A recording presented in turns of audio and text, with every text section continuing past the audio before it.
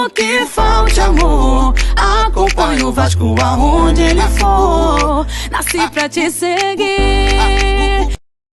Salve, família vascaína! Sejam bem-vindos aí a mais um vídeo no canal. Eu sou o Thiago, você está no canal Vasco em Família. Se não for inscrito aqui, já dá aquela moral, se inscreve no nosso canal, deixa o like pra gente estar chegando a mais vascaínos. E não esquece também de ativar o sininho de notificação para não perder os próximos vídeos. E tá sempre por aqui dando aquela moral, deixando a sua opinião, o seu comentário, pra gente estar trocando aquela ideia de vascaíno para vascaíno e repercutir aqui as últimas notícias do nosso Vascão. A gente que tá esperando aí, né, esse Pitbull chegar, foi anunciado aí pelo Zé Colmeia, outros canais também, como Atenção Vascaíno, confirmou que o Vasco tá muito próximo de anunciar esse jogador. A gente tá esperando aí, já se falou, né, no Zé Ricardo, tem o Leonardo que foi cogitado, Santiago Reisen, né? Entre outros nomes aí. Tem também a questão que a gente está esperando um lateral direito para ser reserva aí do Puma, né? Que é o Paulo Henrique. A última informação aqui, o Rodrigo Caetano confirmou que o Vasco fez uma proposta pelo jogador, mas o Goiás e também o Necaxa do México também é outros dois times aí interessados nesse jogador. Enquanto essas duas situações não se confirmam pra gente comentar aqui, vou trazer algumas resenhas, família vascaína. Primeiro, Maurício Barbieri, que hoje lá na Vasco TV falou da Copa do Brasil, da evolução do time do Vasco. Vamos destacar aqui pra gente trocar uma ideia. Um inscrito lá no canal do Edmundo, nessa busca aí de reforçar o time do Vasco, cereja do bolo. E aí tem um nome que tá livre no mercado. O Marcelo, levantar essa bola lá na live do Edmundo, ele comentou um pouco sobre isso e já deu brecha aí para outros assuntos, elogiou o trabalho do Maurício Barbieri, o trabalho do Paulo Brax, que não tá buscando no mercado esses jogadores mais velhos, mais experientes, cereja do bolo. Os jogadores têm que participar dessa intensidade que o Maurício Barbieri está aplicando. É uma resenha maneira nesse sentido. E também estava acompanhando hoje aí o programa da ESPN, estava lá o Luiz Fabiano, Zé Elias e dois jornalistas e comentaram aí, cara, que no futebol brasileiro hoje a maioria dos times estão bem servidos de centroavante e que a Série A nesse ano é bom os clubes aí abrirem os olhos, porque se bobear cai para a segunda divisão. Uma resenha maneira que, claro, cai bem aqui no nosso contexto de Vasco da Gama. A gente está voltando agora para a elite do futebol brasileiro e a gente espera ser muito competitivo nessa Série A em 2023, família vascaína. Vamos começar resenhando aí sobre a Copa do Brasil, né? O Vasco estreia nessa competição na quinta-feira contra o Trem. Tava fazendo aqui o meu dever de casa, não sei se vocês já pararam para ver isso, desde 2011, né, que o Vasco conquistou a Copa do Brasil. Em 2012 o Vasco não participou, porque ainda uma regra, né? Os times que estavam na Libertadores no ano de 2012 não disputavam a Copa do Brasil, e a partir de 2013 essa regra mudou, família vascaína. Estava acompanhando aqui que as melhores campanhas do Vasco nessa competição foi em 2013, onde o Vasco chegou nas quartas de final e foi eliminado para o Goiás do Walter, né, gordinho. E em 2015 também o Vasco chegou numas quartas de finais aí, eliminou o Flamengo com o gol do Rafael Silva nas oitavas e foi eliminado pelo São Paulo aí nas quartas de finais. Essas são as melhores campanhas do Vasco. De lá para cá, eliminações na terceira fase, na quarta fase, no máximo chegando nas oitavas de finais, e ano passado foi um absurdo, onde o Vasco foi eliminado aí na segunda fase da competição, nos pênaltis para Juazeirense. E o que o vascaíno espera? Que a gente entre para ser competitivo e, claro, a gente possa dar um salto aí a mais, um passo a mais dessas melhores campanhas do Vasco aí, que foi de 2013 e 2015, desde a conquista em 2011. E aí o Maurício Barbieri falou um pouco aí sobre essa competição, família. Se liga só. Uma competição singular ou diferente, né, das outras. É uma competição em que com 14 jogos você pode ser campeão. Apesar dela ser uma competição que se estende quase que o ano todo, é uma competição em que você não precisa de uma regularidade o ano todo. Você precisa estar muito bem nos momentos em que ela acontece. Então, eu acho que até por isso é uma competição, vamos dizer assim, das mais democráticas, ou onde você consegue ver situações que a princípio as pessoas não esperam, né, surpresas e tudo mais. Então tem esse lado positivo, a nossa expectativa é positiva nesse sentido. Eu acho que a gente chega num bom momento para fazer a estreia, com uma sequência de jogos já importante, apesar de ainda estar num momento de desenvolvimento, de reformulação, mas eu acho que a gente chega em bom momento. E também com atenção total, porque da mesma maneira que a gente pode surpreender, se a gente não estiver 100% concentrado, pode também ser surpreendido. É isso, né? O Vasco vem de grandes atuações aí, né? Desde a partida contra o Resende, Nova Iguaçu, Fluminense. Jogamos muito bem também, a gente merecia ganhar aquele jogo. E contra o Botafogo, uma sequência interessante para essa estreia aí contra o Trem. Vamos confirmar essa classificação aí, se Deus quiser. Nosso primeiro passo na Copa do Brasil para fazer uma Copa do Brasil aí, não de coadjuvante, figurante, ficando ali no cantinho, não. Vamos entrar para ser protagonista aí, se Deus quiser, família vascaína. Dentro desse assunto também, Maurício Barbieri comentou a evolução do time aí, né? Que ele tá vendo, tá montando esse time do Vasco para essa temporada que promete ser bem difícil. Se liga só. A gente vem de um último bom resultado, mas mais do que isso é o rendimento, é o que a equipe tem apresentado em campo, é como tem se comportado, é o espírito com que a equipe tem se demonstrado.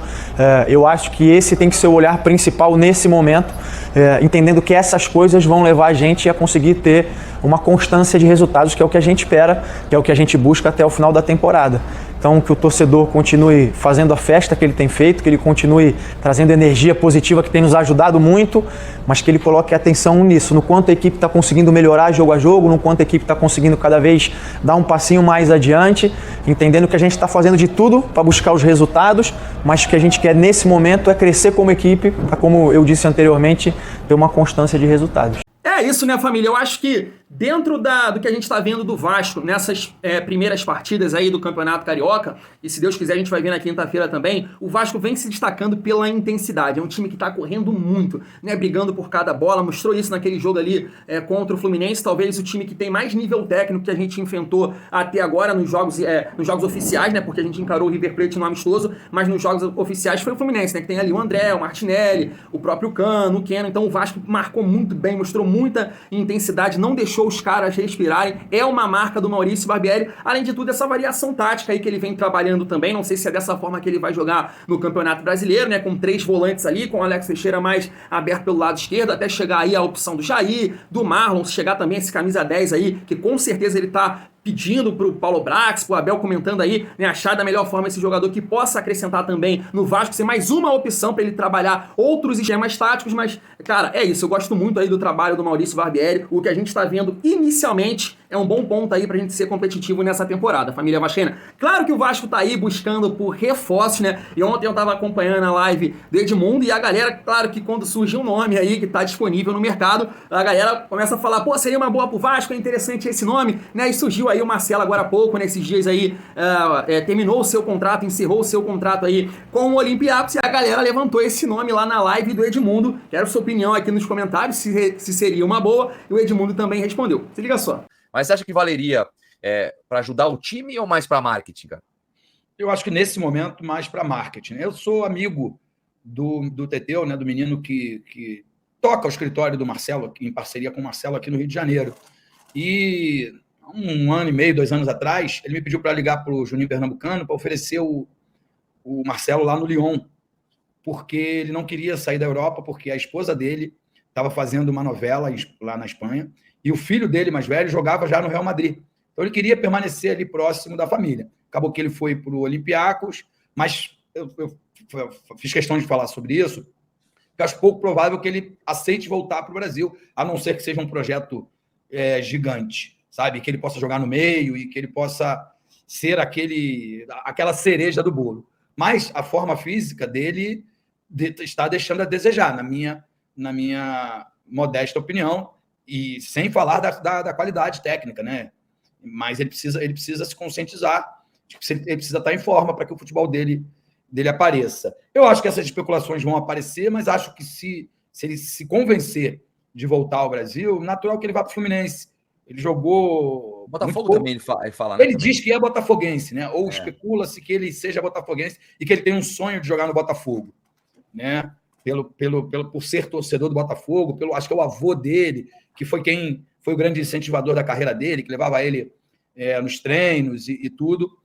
Acho que o avô dele era botafoguense, por isso ele queria realizar o sonho do avô. Então, assim, é claro que a gente aqui, né, um novo rico, né, que é o Vasco da Gama, quer ter a possibilidade de contratar os melhores jogadores do mundo.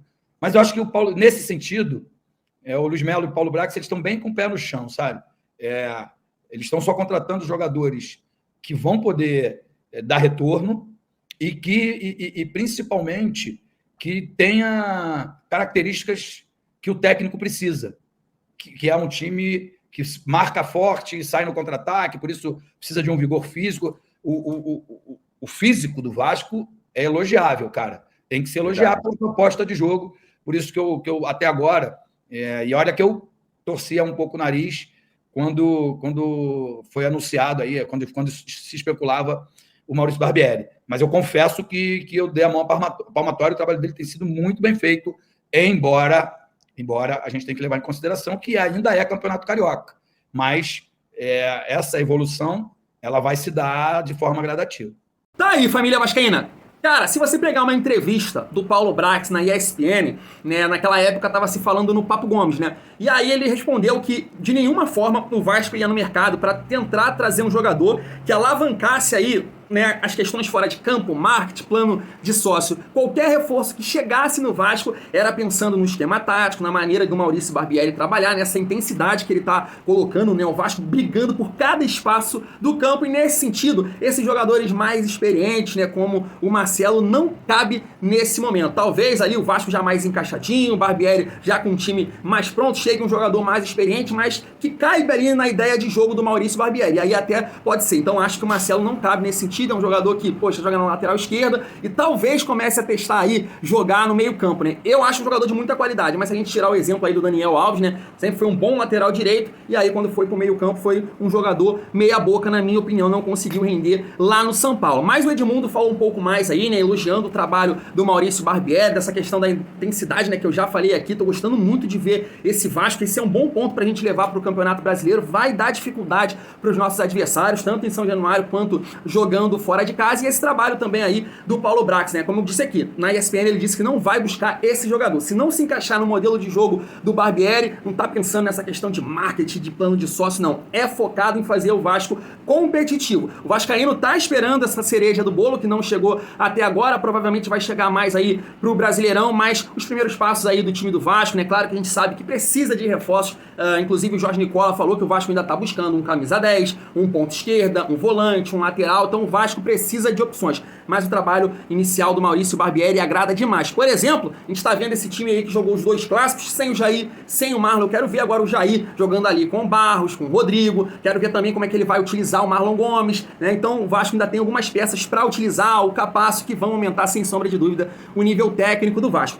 Agora eu quero terminar aqui o nosso vídeo trazendo uma resenha. Eu não sei você, família, mas, cara, eu tô muito ansioso pra esse Campeonato Brasileiro. Não sei vocês, cara. Não posso falar por todo mundo, mas eu, como torcedor, tô sentindo muita ansiedade pra jogar esse campeonato, pra ver o Vasco jogar esse Campeonato Brasileiro, depois de 2 anos aí na Série B. E como eu venho dizendo aqui, né, é a primeira vez que eu vou ver o Vasco com salários em dias, um Vasco que fez investimento pra disputar essa competição. Claro que não é garantia de nada, que o Vasco, poxa, vai brigar por título, vai classificar pra Libertadores, os resultados vão ter que ser conquistados dentro de campo, mas o vascaíno entra nessa competição com uma outra perspectiva dos últimos anos, né, família vascaína? E aí eu quero trazer essa resenha aqui que foi maneiraça, falando aí dos centroavantes no futebol brasileiro. A maioria dos clubes estão bem servidos e que vai ser bom aí esses clubes abrirem os olhos, porque a competição vai ser muito difícil. Se liga só. Suas expectativas em relação ao Luis Soares no Campeonato Brasileiro? O Gauchão tá fazendo gol à torta e à direita.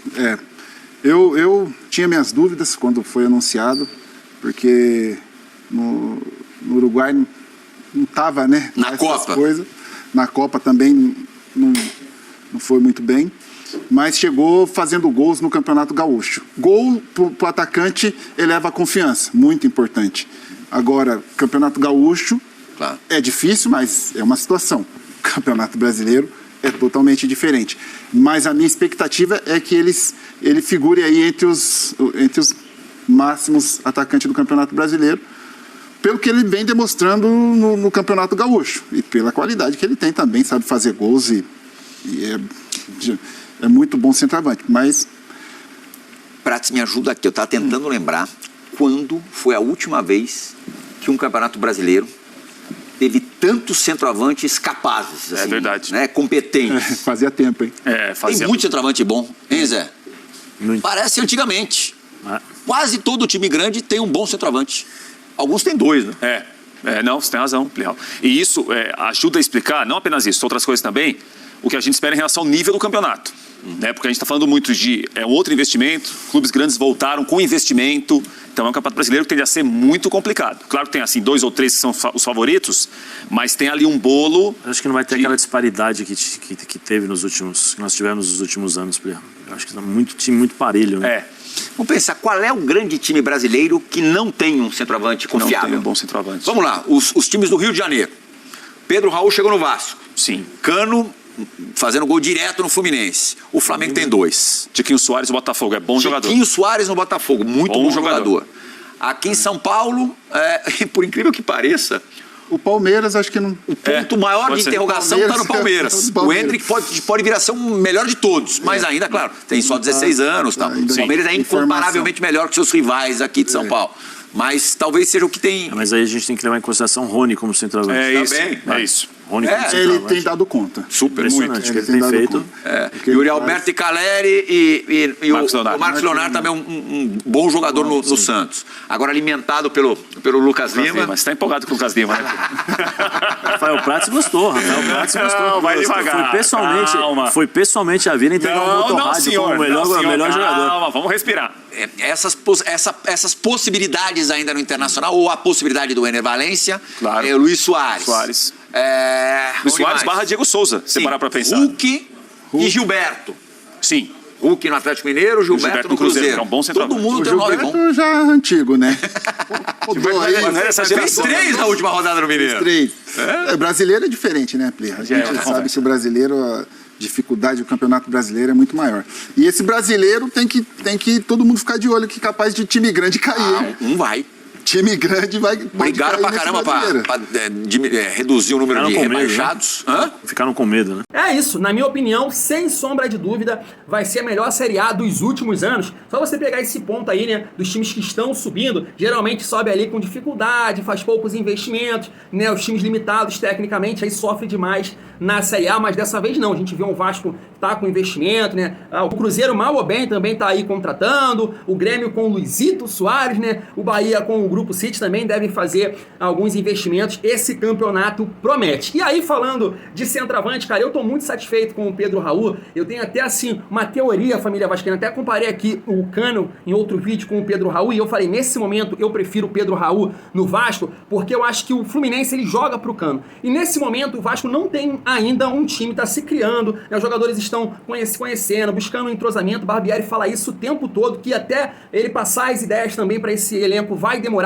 Então o Vasco ainda não tem um time para jogar pelo centroavante. Agora, o centroavante ele tem que jogar nesse coletivo, tem que jogar pelo time. E aí eu acho que o Pedro Raul se encaixa perfeitamente nesse sentido. Claro que alguns vascaínos aí estão contrariados com ele pelos gols que ele perdeu aí diante do Fluminense, diante do Botafogo, mas ele é muito participativo, coisa que o Cano, por exemplo, não é. É um cara que já deu 2 assistências pro PEC contra a Portuguesa, pro Jair contra o Nova Iguaçu, sempre tá ali participando, vem buscar, fazer pivô. Quando tava jogando com o Nenê, mostrou ser um cara também que queria ajudar o grupo ali, recompondo quando o Nenê tava um pouco mais na frente. Então o Vasco tá com um excelente centroavante, na minha opinião, e vai nos ajudar demais nessa Série A. E o atacante galã, Pedro Raul, família vascaína. Eu vou ficando por aqui. Se você gostou do vídeo, dá aquela moral, senta o dedo no like. Não esquece também de se inscrever aí no nosso canal. Ajuda a gente a atingir a marca aí agora de 32 mil inscritos, família. Muito obrigado, gratidão sempre. Saudações vascaínas. É muito bom ser Vasco.